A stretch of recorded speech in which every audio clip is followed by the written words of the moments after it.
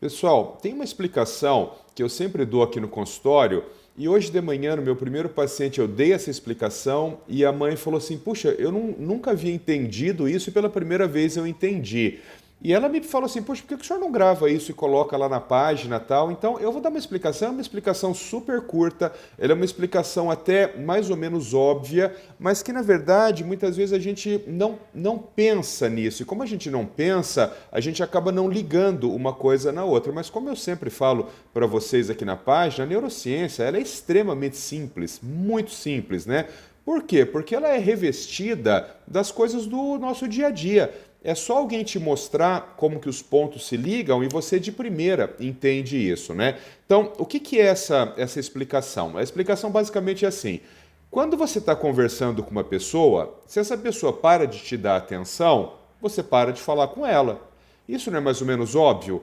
Imagina que você começa a ligar insistentemente para uma pessoa e essa pessoa jamais retorna a ligação para você. Uma hora você vai parar de ligar para ela, ou seja, existe algum fenômeno que acontece nessa relação entre esses dois indivíduos que leva o seu comportamento à extinção. Você para de ligar para ela, né? Bom, quando a gente fala sobre linguagem, sobre comunicação, sobre fala, esses dados eles remontam à década de 50, lá em 1957, quando Frederick Skinner escreve o livro, né, que se chama O Comportamento Verbal. Esse livro, Comportamento Verbal, eu também já falei aqui na página algumas vezes para vocês. A primeira vez que você lê o livro Comportamento Verbal, né, e você não sabe nada, você fala assim: ah, isso aqui é óbvio. Isso aqui todo mundo já sabe. Por que esse cara precisou escrever isso aqui?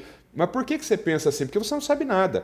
Conforme você vai estudando, você vai entendendo como que as coisas funcionam, e dali a 2 ou 3 anos você lê o livro de novo, e dali a 5 anos você lê o livro de novo, e dali a 10 anos você lê o livro de novo, você começa a compreender que essa obra ela é extremamente complexa. É que como a gente não sabe nada, a gente precisa estudar muito para poder entender o que Skinner falou já há mais de meio século atrás, né? Por quê? Porque o cara era genial, ele era genial. O comportamento verbal de 1957 de Skinner tem uma característica muito interessante esse livro, que ao contrário de quase tudo que Skinner escreveu, quase tudo que Skinner escreveu era baseado em análises empíricas, né, em experimentais. Então ele mostrava por que aquele comportamento funcionava. O livro Comportamento Verbal ele é diferente. Tanto que, conforme a ciência foi evoluindo, muitas coisas que estão escritas ali foram sendo contestadas e se percebeu que não era exatamente daquela forma. Mas, enfim, o cara era um visionário, um cara genial, né?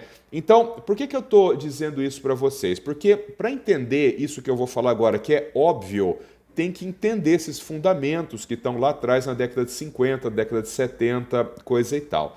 Então, pessoal, quando a gente fala de comunicação, quando a gente fala de comportamento verbal, melhor, quando a gente fala de comportamento verbal, o comportamento verbal ele pode sofrer uma análise funcional como qualquer outro comportamento. Então, quando a gente fala sobre análise funcional, a gente está falando sobre uma análise que relaciona determinado comportamento à sua consequência, né? Então, a função de uma análise, o objetivo de uma análise funcional é isso, é você criar essa relação entre um comportamento que você observou e a sua consequência e perceber como você pode gerenciar isso para ou magnificar esse comportamento ou reduzir esse comportamento conforme ele esteja desviado para cima ou desviado para baixo. Quando a gente fala de comportamento verbal, né, então essa comunicação, essa linguagem, que pode ser através da oralidade ou não, dentro de uma comunidade de ouvintes e falantes, este comportamento verbal também pode sofrer uma análise funcional. Portanto, o comportamento de se comunicar, o comportamento de falar com alguém gera consequências,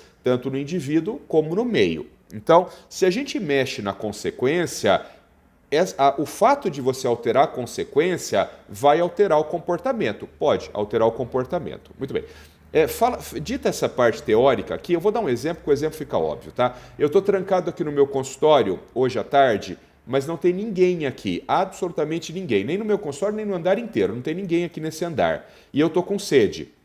Adianta eu olhar para o teto e dizer assim: eu estou com sede e eu quero água. Vai acontecer alguma coisa? Vai aparecer uma jarra de água aqui na minha mesa? Não vai acontecer nada.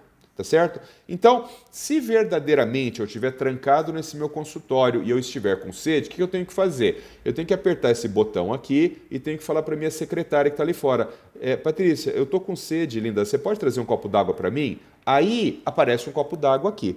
O que significa isso, pessoal? O meu comportamento de falante, se ele não for reforçado por um comportamento de ouvinte, o meu comportamento vai à extinção. Então, por que eu... Não seria mais fácil eu só falar, eu quero água, eu estou com sede, aparece água. Eu ia fazer sempre assim. Por que eu não faço? Porque não acontece. Então, o fato de eu dizer eu estou com sede, eu quero água sozinho, não acontece nada. Então, eu não faço. Eu entro em contato com uma outra pessoa para conseguir a água. Ou eu levanto e vou pegar a água. Mas o que eu quero dizer com isso?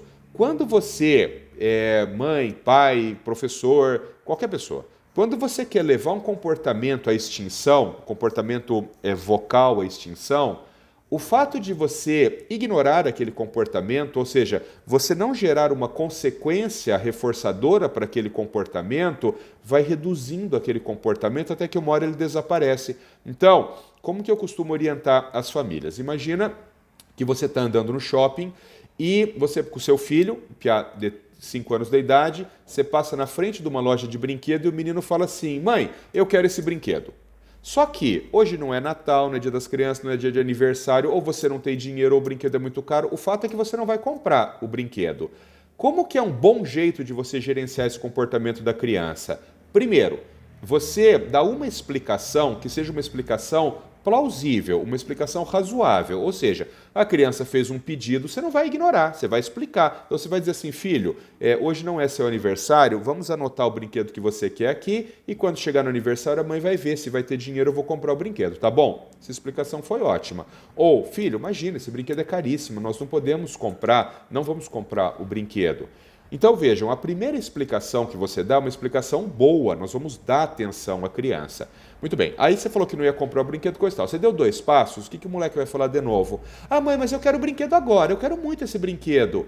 A segunda vez que você entrar em contato com o menino, você vai dar uma explicação short, você vai dar uma explicação curta. Então você vai dizer, por exemplo, assim: filho, a mãe já falou que não vai comprar porque hoje não é aniversário, segue andando. Então perceba, a primeira é uma explicação consistente, para que realmente a criança possa compreender o porquê é que nós não vamos comprar. A segunda explicação ela é quase uma advertência. Ela é assim: não, eu não vou comprar, eu já falei isso para você. Dá mais 2 passos, a criança vai falar o quê de novo? Assim: mas eu quero muito, eu quero esse brinquedo agora. A partir da terceira vez que ela falar, tu não responde mais. Por quê? Lembra que eu falei que não adianta pedir copo d'água sozinho, porque nada acontece? Então, se você tira a consequência do comportamento do falante, você tirou a consequência daquele comportamento. Você não está mais dando atenção para aquilo. Esse comportamento vai começar a diminuir e vai desaparecer. Então, o moleque provavelmente vai falar isso mais 3 ou 4 vezes, talvez ele fale 30 vezes, mas ele vai falar isso mais algumas vezes, depois ele vai simplesmente parar de falar. Ou seja, você levou o comportamento dele à extinção. Se você ficar, como nós pais costumamos fazer, dando inúmeras explicações para isso, por que não vai comprar, filho, por favor, a mãe já falou, coisa e tal, isso aí vai demorar 6 meses, ele vai ficar 6 meses pedindo aquele brinquedo. Então, pessoal, isso é uma boa estratégia para você conseguir levar comportamentos vocais à extinção quando isso é o mais apropriado para ser feito. Um abraço, fiquem com Deus.